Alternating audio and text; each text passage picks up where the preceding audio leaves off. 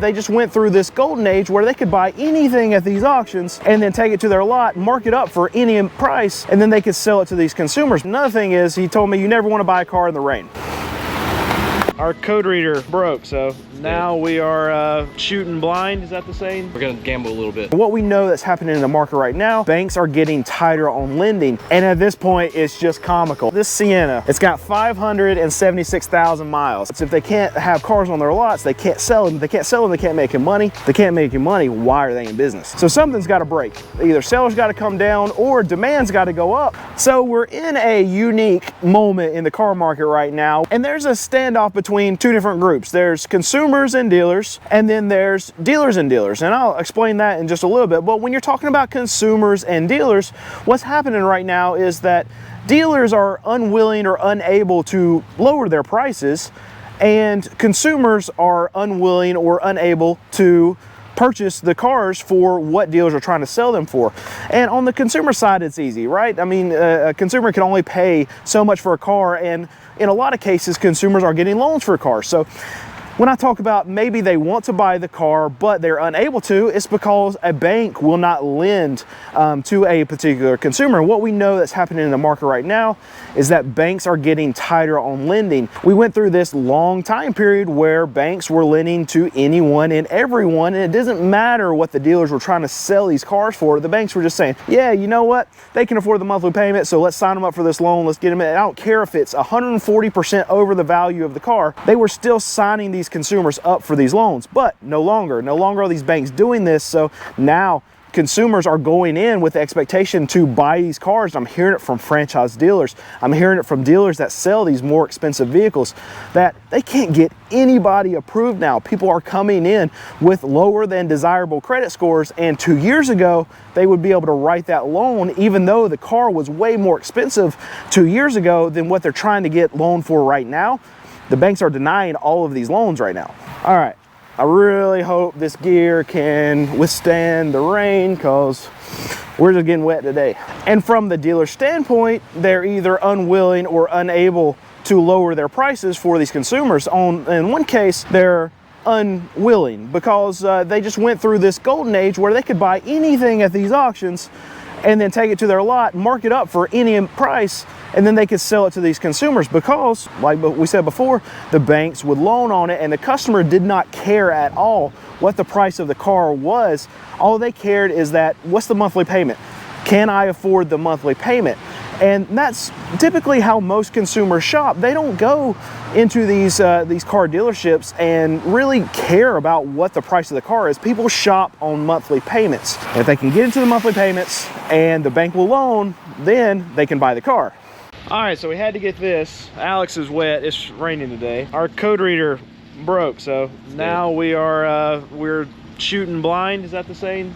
Yeah, we're gonna gamble a little bit. We're going to gamble a little bit on the cars because you've already scanned. You got 5 on your list, though. Yeah, so we got 5 on our list. So we're gonna look at a few more, but we're gonna have to gamble. And you would think with us getting promotions and stuff like this and getting a bunch of free scanners, we would just have like an extra one sitting in the back of my car. But they're all at the shop. We got what, like 15 scanners just sitting at the shop and one here. So now let's talk about dealer to dealer side. So we have 2 different segments of dealers, especially that come to these kind of dealer auctions. You have your sellers and you have your buyers. Your sellers are mainly comprised of new franchise dealers. They get trade-ins, they bring them here, and they sell them to us, small used car dealers like myself. And so what's happening right now is we're seeing no sales just pile up at these auctions. There's cars that go week after week after week after week and not be sold because what's happening is these sellers, they gave their consumers too much for their trade-in values, and they have too much in these cars that they're bringing to these auctions. And when they run them through the lane, dealers like me, we know that the environment slowed down right now, so we can only pay a certain amount for all these cars, and the amount that we can pay is not as high as what these franchise dealers actually have in these cars. When you think of dog food, you envision bright carrots and juicy steaks on the bag. But let's be honest, what's inside often falls short. Dogs will eat anything: shoes, toilet paper, garbage, and even kibble. But just because they'll eat it, does that mean it's healthy food? So here's an idea. What if dogs ate real food? Introducing the Farmer's Dog. where real, fresh, healthy food meets your furry friend's bowl. No more burnt, smelly pellets. Just whole meat and veggies, gently cooked in human-grade kitchens. The Farmer's Dog delivers vet-developed recipes, pre-portioned and ready to serve. Say goodbye to the confusion of dry or wet, just food made easy. Dog lovers across the country have chosen the Farmer's Dog for millions of meals. Why? Because investing in your dog's health has never been easier. And here's the best part. Get 50% off your first box of fresh, healthy food by using my link. Plus, enjoy free shipping. Tap the link below to treat your furry friend to the goodness that they deserve. Join the movement for happier, healthier pups. Feed your dog the Farmer's Dog. Real food, personalized, pre-portioned, and delivered fresh.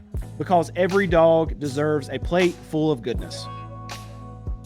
So we're in this standoff where these sellers have to figure out that the market has come down, and that means they have to lower their asking prices, their floors on these cars to be able to move them through the system. And we're just at a moment in time right now where you're having cars just sit at these auction lots because the sellers are unwilling or unable to lower their prices because they paid way too much for them, and buyers like me were unable or unwilling to pay the prices that these sellers want because we know that we can't sell them on our lot for even the prices that these sellers want, so we can't buy them.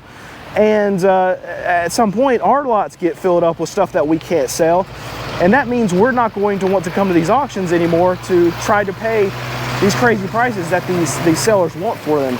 And it just becomes a big kind of just a big standoff between buyers and sellers in the whole market because nobody wants to do anything. Sellers don't want to decrease their prices, and buyers don't want to increase the amount that they want to pay.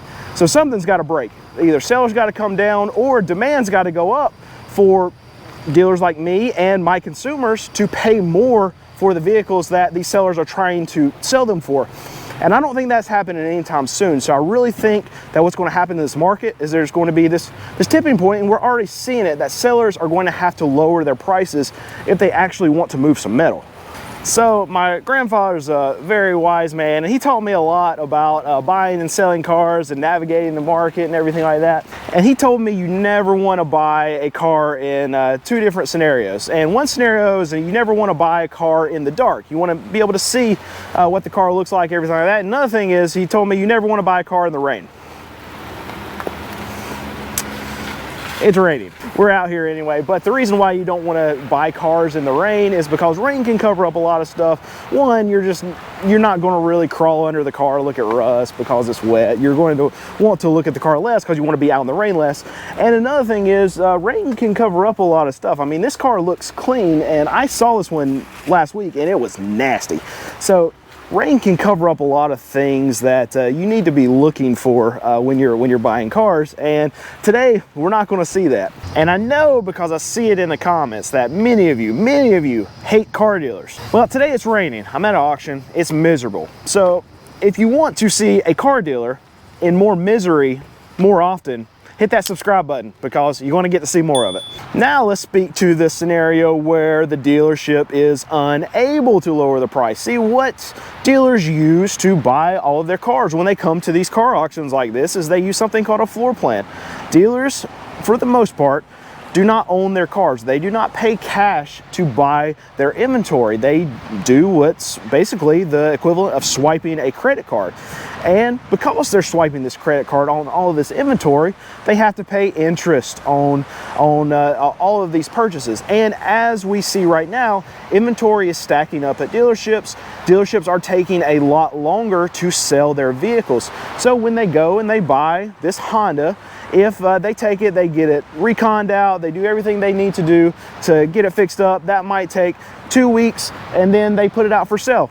And then 2 more weeks go by. So now they've had this car 30 days and they haven't sold it yet. What we're seeing now is that cars they're taking a lot longer to sell. So that car right there that they have marked up too high in a moving down market, it's going to take another 30 days, another 60 days to sell that vehicle. And every time that 30-day period rolls around, when they hit 30, 60, 90 days, they have interest payments that are due on that vehicle. So that means that every 30-day period that rolls through with that vehicle that still sits on their lot and doesn't sell, they're adding more cost onto that vehicle, even if they don't put a penny in it for tires, for batteries that go dead, things that just naturally occur for cars that aren't driven, like lot rot. If they're not spending any extra money on any of those things that are actually a physical issue with the car, they're still going to have more money and extra expense that goes into that car every 30 days. So what you have is you have the cost of these vehicles sitting on these lots going up and up and up. And at some point it hits the actual value of the car, of what they can sell it for. So that means that that expense that's going up can actually cross the value of what the dealer can sell it for. So that means that there's a point where that dealer can't lower the car but so much, and then they're actually going to go into the negative on it. And remember, this is a lot of money that these dealers didn't have to begin with. So if they sell this vehicle for less than what they owe their floor plan company, the bank, on this car, then they have to come up with a difference.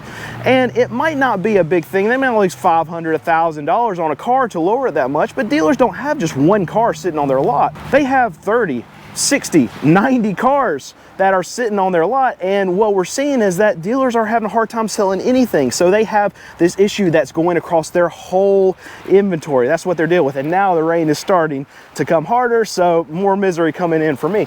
But we're going to keep on talking about this.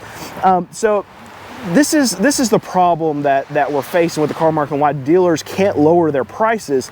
And while they're staying stubbornly high, it's because they just can't. They don't have the money to be able to pay the difference. And if they don't have the money to pay the difference, then their floor plans are going to get cut, or at least get decreased in a great way. And if they can't use those floor plans to buy inventory, then they can't load up their lots. If they can't have cars on their lots, they can't sell them. If they can't sell them, they can't make any money. They can't make any money. Why are they in business? So we're in here before the auction starting, and what they have to do is they have to mop up, because outside it is pouring rain. And as we know, this is a used car auction. And what do used cars do? They leak things. They leak things like oil. They leak things like coolant. And this gets on the floor right here, and when water and this oil and stuff mixes, it basically becomes ice. Very, very slick. So they have to prepare for this before the auction. Just one other thing that these auction owners have to deal with. And you see over there, that's Matt, if you've seen him in the other videos I've done, and he runs this auction. So kids out there that want to be business owners, run businesses, sometimes you're the CEO, you're the CFO, you handle a lot of the operations, and also you're chief janitor. That's what gets to happen. I know at my business, I might be the CEO and the chief toilet plunger. I plunge toilets sometimes. And at this point, it's just comical. See, this Sienna, it's got 576,000 miles. It's got 500,000 miles on it. And it's comical at this point, and this is exactly what we've been talking about in the market right now.